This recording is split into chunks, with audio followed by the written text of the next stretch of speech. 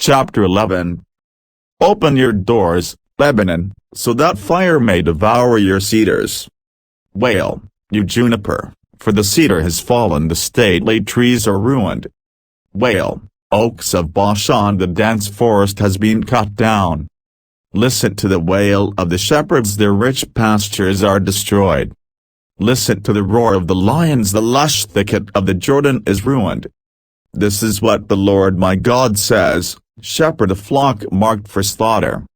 Their buyers slaughter them and go unpunished. Those who sell them say, praise the Lord, I am rich. Their own shepherds do not spare them. For I will no longer have pity on the people of the land, declares the Lord. I will give everyone into the hands of their neighbors and their king. They will devastate the land, and I will not rescue anyone from their hands. So I shepherded the flock marked for slaughter, particularly the oppressed of the flock. Then I took 2 staffs and called one favor and the other union, and I shepherded the flock. In 1 month I got rid of the 3 shepherds. The flock detested me, and I grew weary of them, and said, I will not be your shepherd. Let the dying die, and the perishing perish. Let those who are left eat one another's flesh. Then I took my staff called favor and broke it, revoking the covenant I had made with all the nations. It was revoked on that day, and so the oppressed of the flock who were watching me knew it was the word of the Lord. I told them, if you think it best, give me my pay, but if not, keep it. So they paid me 30 pieces of silver. And the Lord said to me, throw it to the potter, the Hansen price at which they valued me.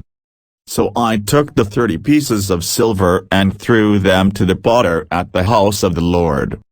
Then I broke my 2nd staff called union, breaking the family bond between Judah and Israel. Then the Lord said to me, take again the equipment of a foolish shepherd.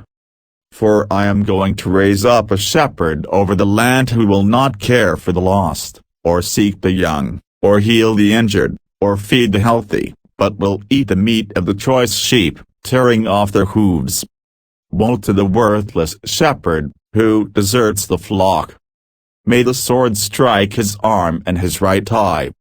May his arm be completely withered, his right eye totally blinded. Chapter 12. The Lord, who stretches out the heavens, who lays the foundation of the earth, and who forms the human spirit within a person, declares, I am going to make Jerusalem a cup that sends all the surrounding peoples reeling. Judah will be besieged as well as Jerusalem. On that day, when all the nations of the earth are gathered against her, I will make Jerusalem an immovable rock for all the nations. All who try to move it will injure themselves. On that day I will strike every horse with panic and its rider with madness, declares the Lord. I will keep a watchful eye over Judah, but I will blind all the horses of the nations. Then the clans of Judah will say in their hearts, the people of Jerusalem are strong, because the Lord Almighty is their God. On that day I will make the clans of Judah like a firepot in a woodpile, like a flaming torch among sheaves. They will consume all the surrounding peoples right and left, but Jerusalem will remain intact in her place.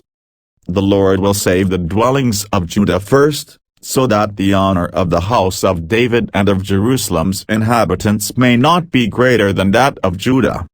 On that day the Lord will shield those who live in Jerusalem, so that the feeblest among them will be like David, and the house of David will be like God, like the angel of the Lord going before them. On that day I will set out to destroy all the nations that attack Jerusalem. And I will pour out on the house of David and the inhabitants of Jerusalem a spirit of grace and supplication. They will look on me, the one they have pierced, and they will mourn for him as one mourns for an only child, and grieve bitterly for him as one grieves for a firstborn son. On that day the weeping in Jerusalem will be as great as the weeping of Hadadrimmon in the plain of Megiddo. The land will mourn, each clan by itself, with their wives by themselves, the clan of the house of David and their wives, the clan of the house of Nathan and their wives, the clan of the house of Levi and their wives, the clan of Shimei and their wives, and all the rest of the clans and their wives. Chapter 13. On that day a fountain will be opened to the house of David and the inhabitants of Jerusalem, to cleanse them from sin and impurity. On that day, I will banish the names of the idols from the land, and they will be remembered no more, declares the Lord Almighty. I will remove both the prophets and the spirit of impurity from the land. And if anyone still prophesies, their father and mother, to whom they were born, will say to them, "You must die, because you have told lies in the Lord's name." Then their own parents will stab the one who prophesies. On that day every prophet will be ashamed of their prophetic vision. They will not put on a prophet's garment of hair in order to deceive. Each will say, I am not a prophet. I am a farmer, the land has been my livelihood since my youth." If someone asks, "What are these wounds on your body?" they will answer, "The wounds I was given at the house of my friends." Awake, sword, against my shepherd, against the man who is close to me, declares the Lord Almighty. Strike the shepherd, and the sheep will be scattered, and I will turn my hand against the little ones. In the whole land, declares the Lord, 2/3 will be struck down and perish, yet 1/3 will be left in it. This third I will put into the fire, I will refine them like silver and test them like gold. They will call on my name and I will answer them. I will say, they are my people, and they will say, the Lord is our God. Chapter 14. A day of the Lord is coming, Jerusalem, when your possessions will be plundered and divided up within your very walls.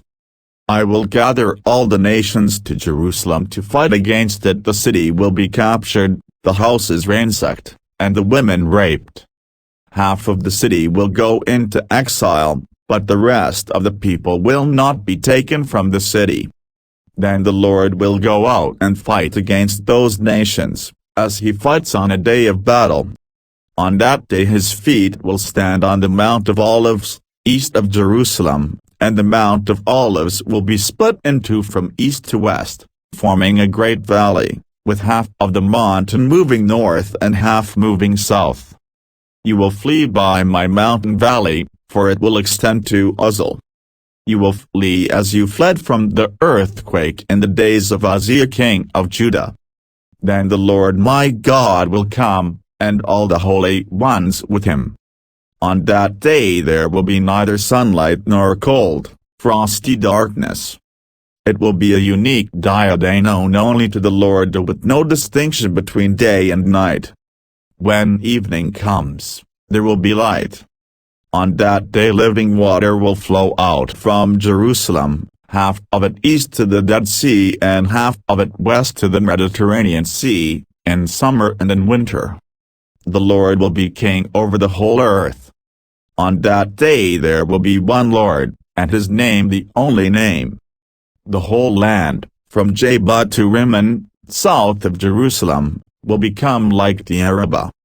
But Jerusalem will be raised up high from the Benjamin gate to the site of the first gate, to the corner gate, and from the tower of Hananel to the royal wine presses, and will remain in its place.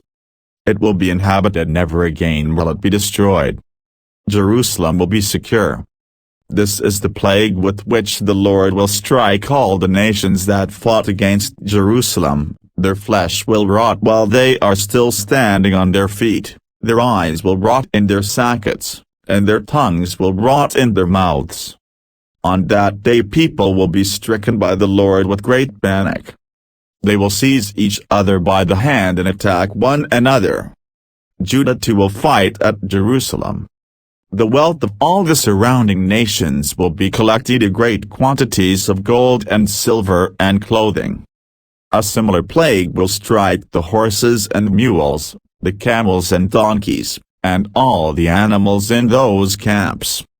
Then the survivors from all the nations that have attacked Jerusalem will go up year after year to worship the King, the Lord Almighty, and to celebrate the Festival of Tabernacles. If any of the peoples of the earth do not go up to Jerusalem to worship the King, the Lord Almighty, they will have no rain. If the Egyptian people do not go up and take part, they will have no rain.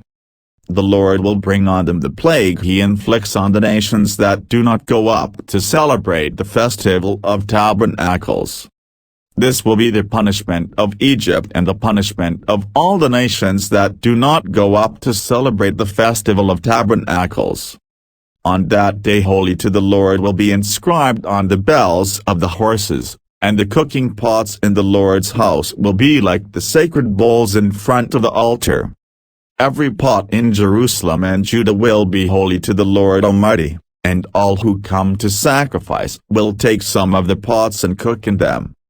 And on that day there will no longer be a Canaanite in the house of the Lord Almighty.